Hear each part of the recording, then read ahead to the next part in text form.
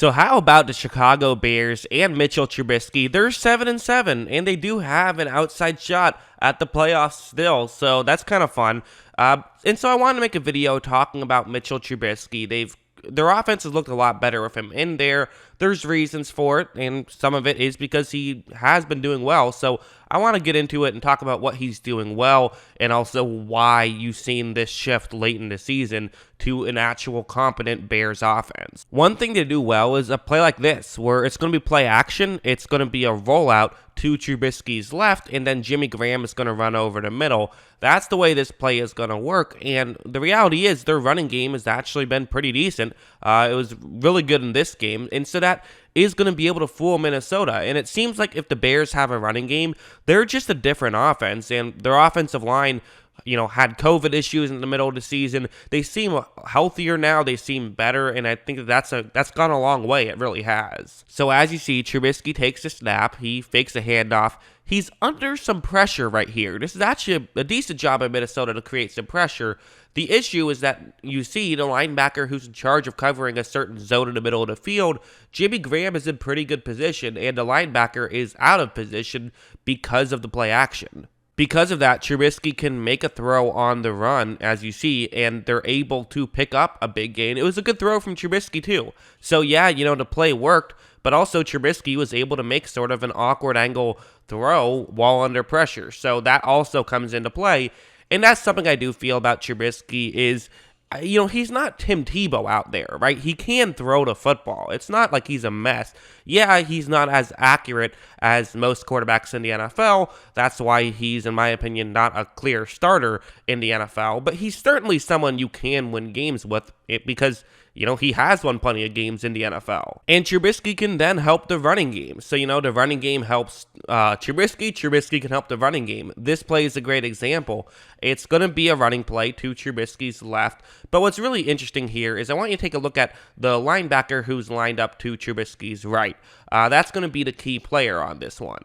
Once this ball is snapped, Trubisky does hand it off, but notice how he's going to kind of square up as though he might throw it, and he freezes that linebacker who is unblocked on this play. So now it's one-on-one matchups across the board, but you've taken away a linebacker, which now just makes it so much easier for the running game to work because you basically just gave yourself an extra blocker, and that's a huge advantage. Montgomery takes advantage of a good running lane and, gets a lot of yards extra with the offensive line and what they already gave him. So just a really good play by everyone involved. But also, that's just kind of how this Bears offense can work. Once the passing game gets going, then the running game can get going, which makes it easier for the passing game, which then makes it easier for the running game. So that's just kind of how it can work for Chicago when things are going right. Trubisky also had a couple plays like this, where it's just going to be cover 3 zone for Minnesota. This is a 3rd down and 3, and it's going to be a one-on-one matchup on the sidelines. So Trubisky is going to take that chance.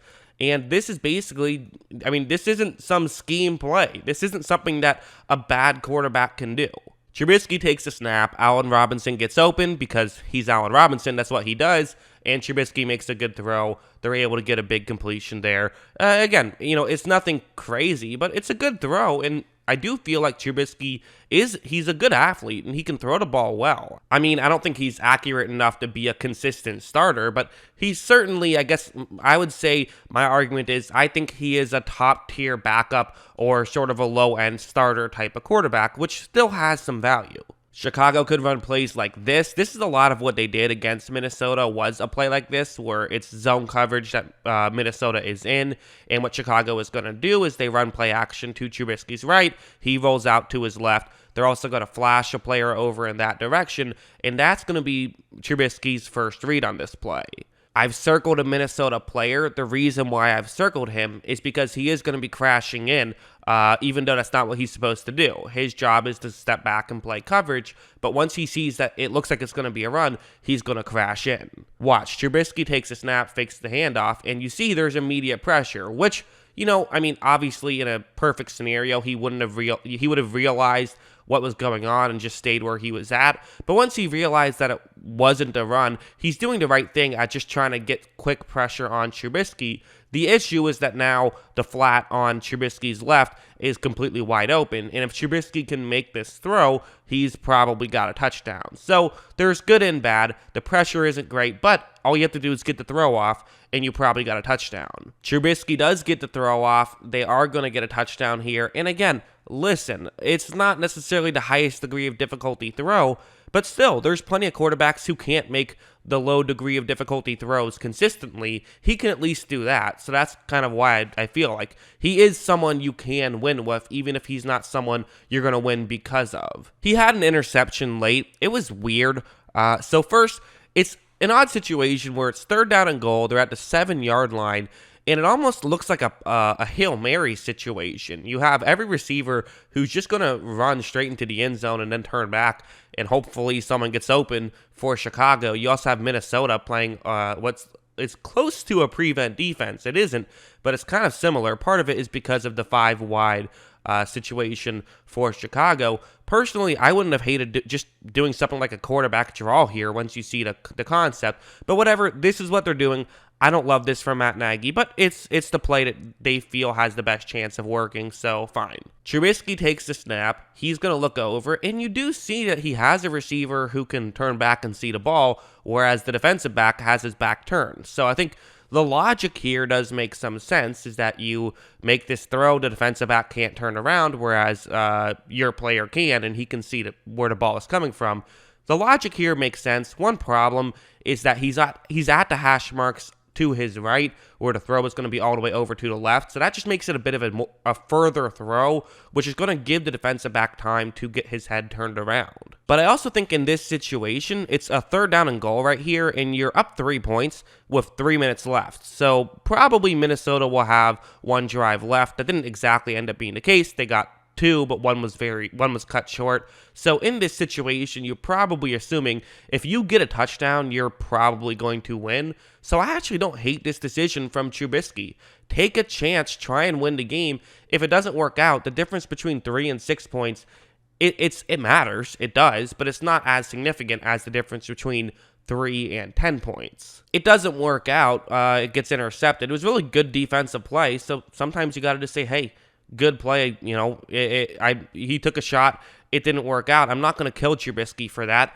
I didn't love the play call, and, I actually thought that Nagy called a pretty good game in this one. I thought this was one of his few missteps. I know he's someone who gets a lot of criticism, but I thought he coached well in this one, and I thought Trubisky played well in this one. Trubisky wasn't perfect. I mean, he had this play, which I thought was not great, where it's a 3rd down and 1, and they're running a little pick play to Trubisky's left. So, these are the kind of things that can absolutely work out for Chicago. However, Trubisky takes a snap. He rolls out to his left.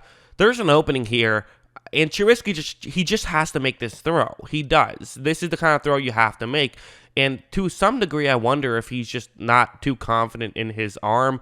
In fairness, there was pressure in front, so I think that's kind of maybe why he decided to not make this throw. But he can move around and get this throw off. And if it gets batted down, that's not really that big of a deal because it's 3rd down and 1. He's going to end up just holding onto the ball and taking a sack. Can't do it. Got to make that throw. You just do. It's not the end of the world, and most of his missteps were very minor. He didn't have that many, to be honest. He didn't get too many opportunities, but when he had opportunities, he did the right thing, and he ran the offense, which is what you need him to do. So, not a perfect day, but a pretty good one. That's what I think. What do you guys think? Let me know in the comments below. Always love hearing from you. And of course, as always, thanks for watching.